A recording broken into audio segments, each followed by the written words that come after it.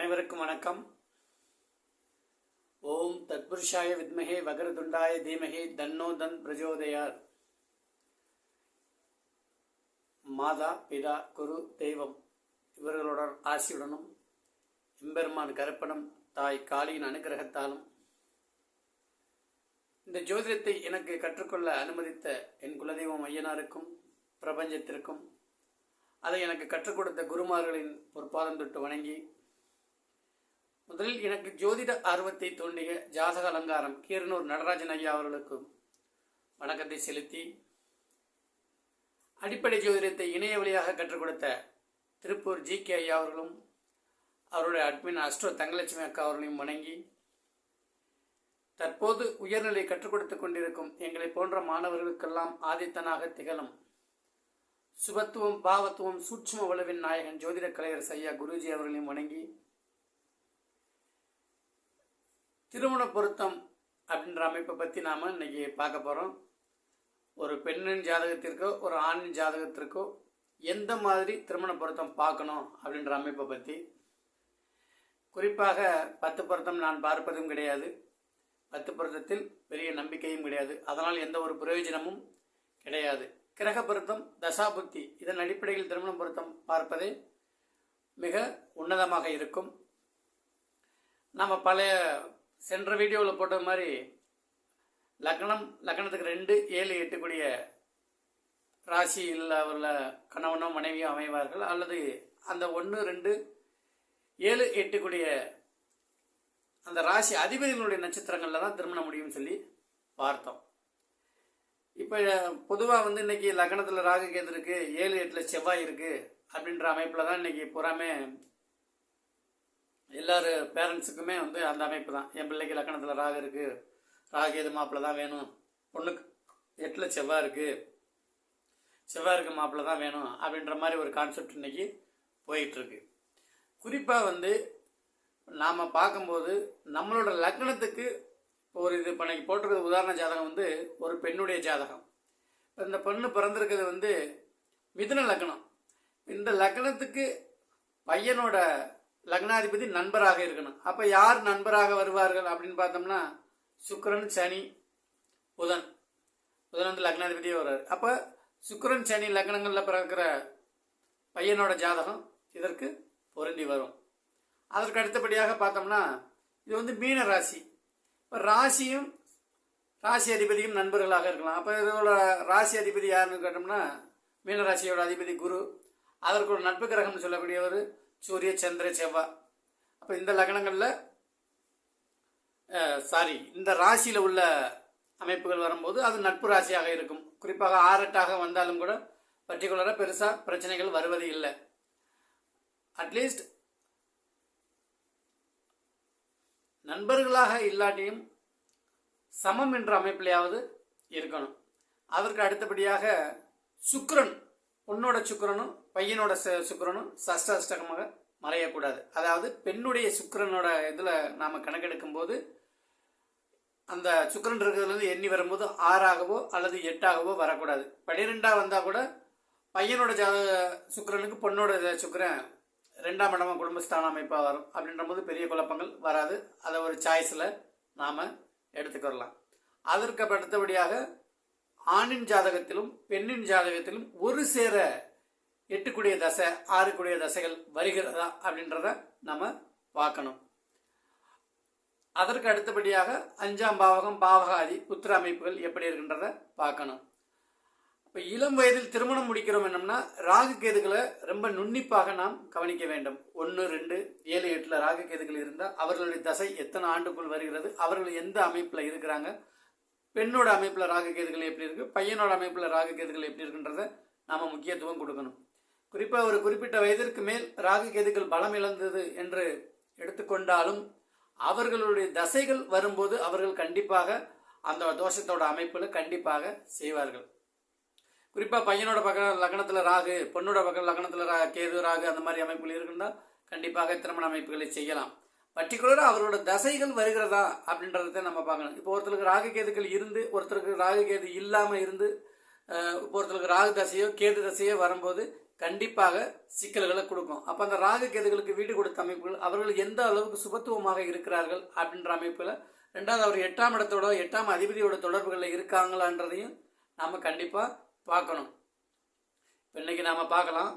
இப்போ இது ஒரு மிதுன லக்ன ஜாதகம். இந்த மிதுன லக்னத்துக்கு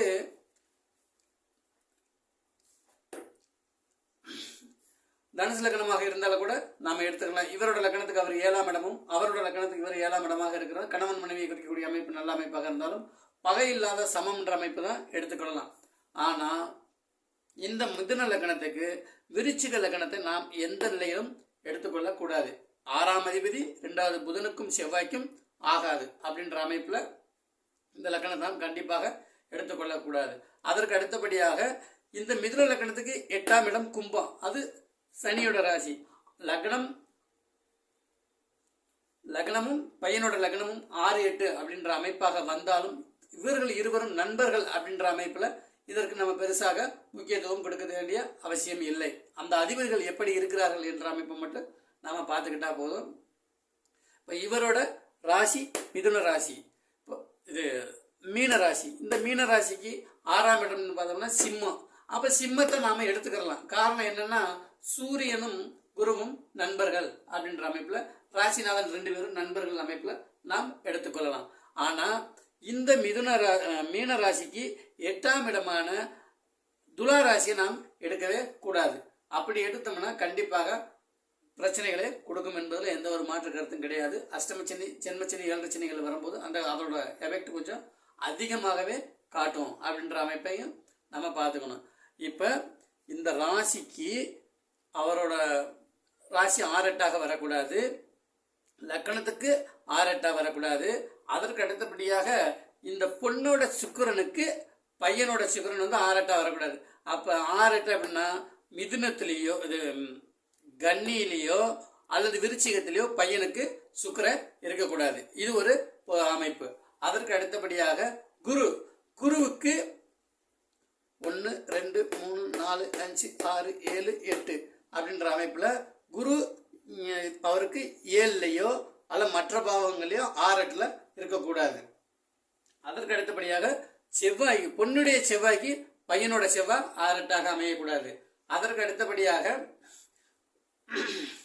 இந்த குரு மேல பையனோட சந்திரன் இருக்கலாம், இந்த ராசியாகவோ அல்லது அதற்கு 7ஆம் இடமாகவோ இருக்கலாம். அப்படி இருந்தா குருவின் பார்வையில் இருக்கக்கூடிய சந்திரனும் சந்திரனோட இணைவுல பையனோட குரு இருக்கிறது மிகப்பெரிய ஒரு அமைப்பு, நல்ல அமைப்பு.